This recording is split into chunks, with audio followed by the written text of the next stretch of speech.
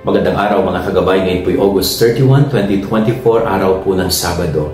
At sa Ebanghelyo po natin ngayong araw na ito, ipinapaalala ng Diyos na pagyamanin natin ang lahat ng biyaya, talento na ibinigay sa atin ng Diyos. Huwag natin itong ibabaon, huwag natin itong itatago, kundi araw-araw pagsikapan natin na mas mapalago ang mga biyaya at talento na ito sa ating buhay na bigay ng Diyos. Upang sa ganon, sa paglago ng mga ito, magiging kapaki-pakinabang hindi lamang po sa ating sarili, kundi kahit sa ibang tao, pwede nating ibahagi ang biyaya na ito.